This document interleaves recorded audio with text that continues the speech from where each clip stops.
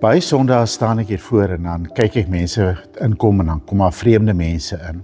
En alhoewel ons vir mekaar sê, jy moet nie oordeel nie, jy moet ook veral nie op voorkoms oordeel nie, is dit tog so dat 'n mens, jy kyk mense 'n bietjie deur, hoe is hulle aangetrek, hoe tree hulle op, wat kan jy agterkom oor hulle? Ons maak hier in ons kop tog 'n oordeel, en baie keer verkeerde oordeele, oor mense, op grond van hoe hulle lyk, op grond van hoe hulle optree. Die vraag is, hoe kyk ons na mense? En met watter vraag in die hart kyk ons na mense? Ek dink baie keer wonder jy as jy mense ontmoet, kan ek hierdie mense vertrou? Sal ons kan saamwerk? Sal ons oor die weg kom? So, jy moet in 'n sekere sin 'n oordeel maak, maar die vraag is, hoe kyk jy? Ons gaan nou luister na 'n storie waarin Jesus iemand geleer het om anders te kyk. En ons weet op die ou ende nie, het hy na Jesus geluister, het hy anders gekyk nie. Maar ons kon ontdek ten minste hoe Jesus kyk. So kom ons luister na die storie wat Lukas ons vertel, Lukas 7 vers 36.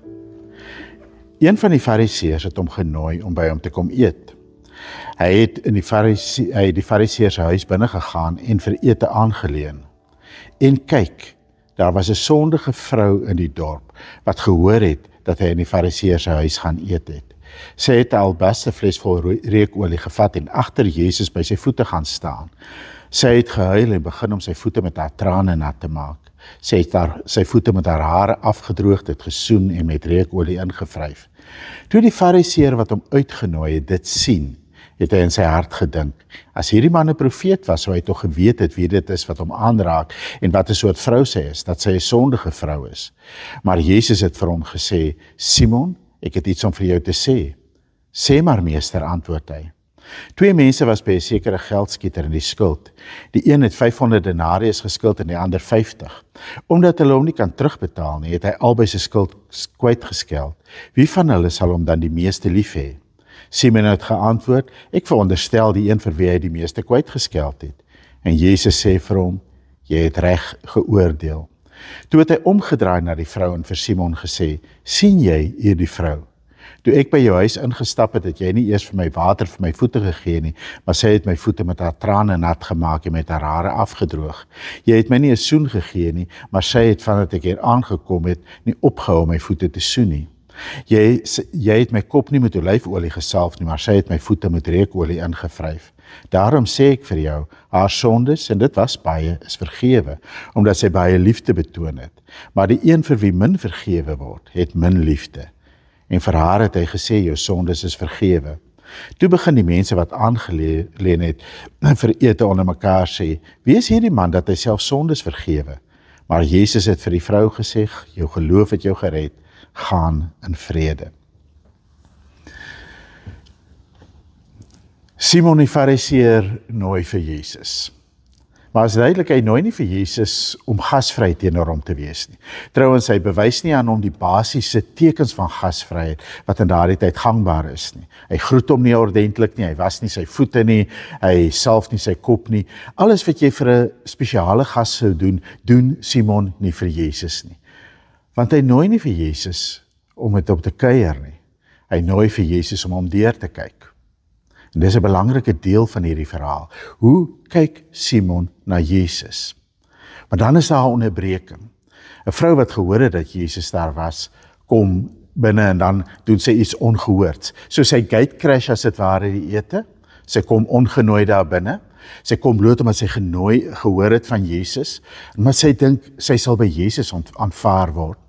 Maar sy is 'n vrou met 'n reputasie, 'n sondige vrou. Nou ons weet nie wat sy gedoen het om die etiket te verdien nie, maar in hulle tyd was dit 'n etiket wat jou heeltemal uitgesluit het. As mense besluit dat jy is 'n sondige mens, want hulle die mense, as dit ware vir al die fariseërs, het mense opgedeel in die goeies en in die slegtes, die goodies en die baddies, die regverdiges en die vromes aan die een kant en die sondiges aan die ander kant. En as hulle besluit jy is 'n sondige mens, wat jy ook al gedoen het om daai etiket te verdien, dan was dit hoe hulle jou gesien het. Dan was dit hoe hulle jou ook afgeskryf het. Lukas nooi ons om na hierdie vrou te kyk. Hy begin sy vertelling oor hoe sy inkom met die woorde en kyk. Hy wil hê ons moet kyk en dan gebruik hy ook die etiket, 'n sondige vrou. Die vrou het blyklik op een of ander manier verdien, so hy gebruik die etiket. Maar hy sê vir ons, kyk, want hy wil vir ons uitdaag. Hoe kyk ons? Kyk ons soos Simon of kyk ons soos Jesus? Met watter oë kyk ons na hierdie vrou? Sien ons net haar etiket raak, sondige vrou, of is ons bereid om dieper te kyk, om iets meer te sien, as net 'n sondige vrou? Nou, ek weet nie of ons nog so maklik die etiket sondige vrou gebruik nie, maar ons gebruik etikette. Hierdie een is links, daai een is regs, hierdie een is fundamentalisties, daai een is woke. Ons het allerlei etikette wat ons gebruik en wat ons om met nek hang. Dis ryk mense, dis arme mense, dis flikse mense, dis lui mense. Ons hang etikette om. Die vraag is ons bereid om by ons etikette verby te kyk, om dieper te kyk, om die mens raak te sien? Is ons bereid om 'n tweede keer te kyk? Kom ons volg die verhaal verder. Die vrou doen dan ook 'n ongehoorde ding. Sy begin Jesus se voete salf. Sy vee dit met haar hare af. Wat beteken dat sy haar sluier op 'n manier laat val het. Wat beteken dat sy nie omgee vir haar reputasie nie. Wel, sy het eintlik nie 'n reputasie om voor om te gee nie. Sy doen 'n ongehoorde ding. En dan lees ons, toe Simon, die fariseer, dit sien. So weer vat Lukas ons en hy laat ons deur Simon se oë na haar kyk. Ons moet haar vir 'n oomblik sien soos Simon haar sien, maar ons moet ook vir 'n oomblik na Jesus kyk soos Simon na hom sien, want Simon kyk na haar en hy sê in sy hart, hy sê vir homself, so hy maak 'n binneoordeel, hy praat dit nie, maar hy dink dit en hy voel dit.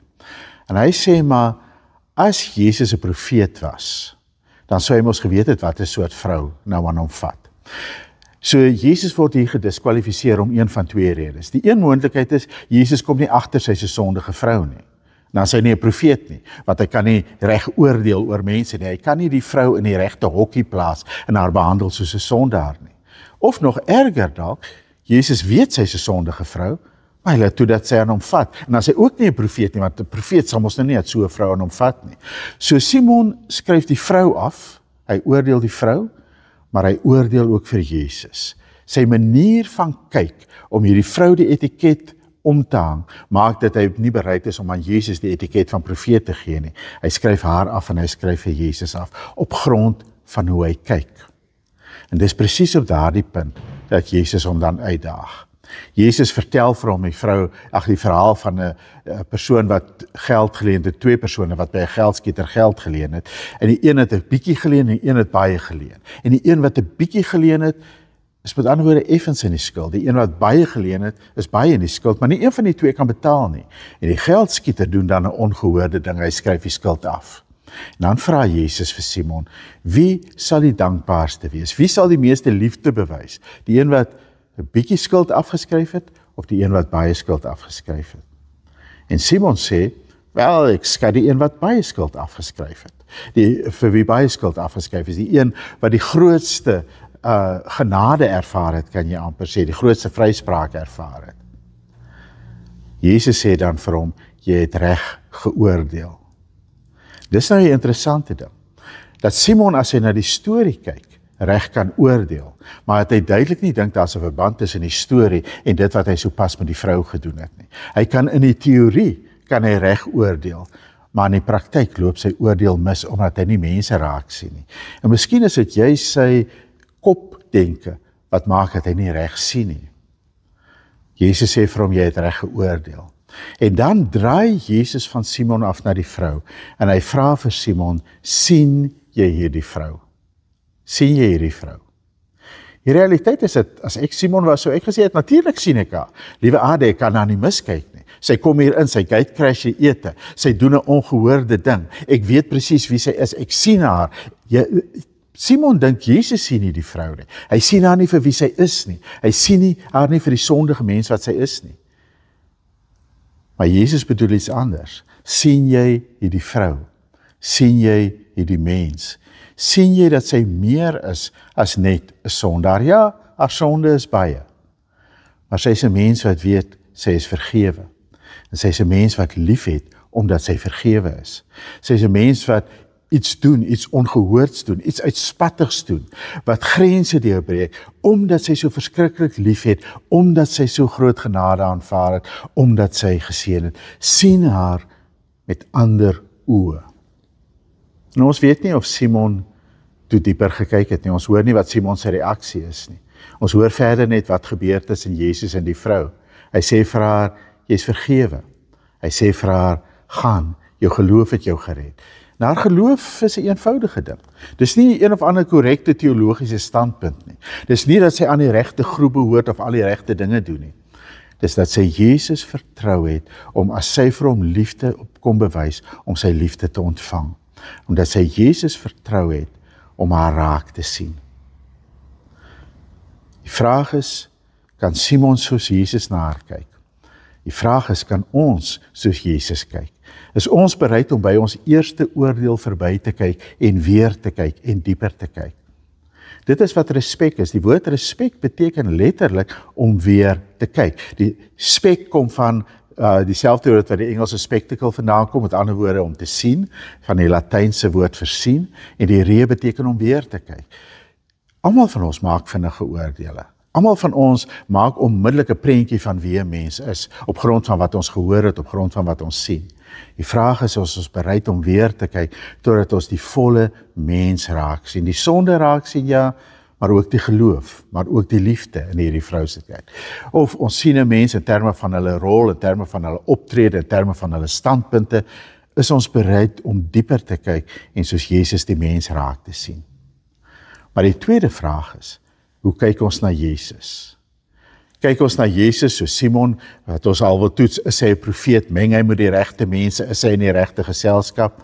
Nou ja, as jy na die kerk kyk en jy dink aan die kerk as die geselskap wat Jesus hou, dan gaan jy nie baie goeie opinie van Jesus hê nie, want die kerk lyk nie danig indrukwekkend nie. Nou as in die kerk baie mense vir wie jy maar die wenkbroue lig oor hoe hulle is en hoe hulle optree en wat hulle doen en so aan. Mense wat jou aanstoot gee, mense wat jou irriteer, mense van wie jy verskil. En dan kan jy dalk dink, maar as dit soos Jesus se vriendekring lyk, dan weet ek nie of ek met Jesus iets te doen wil hê nie. Kyk ons na Jesus half as die profeet wat mense moet oordeel en in hokkies plaas, wat moet sê wie is reg, wie is verkeerd, wie is goed, wie is sleg.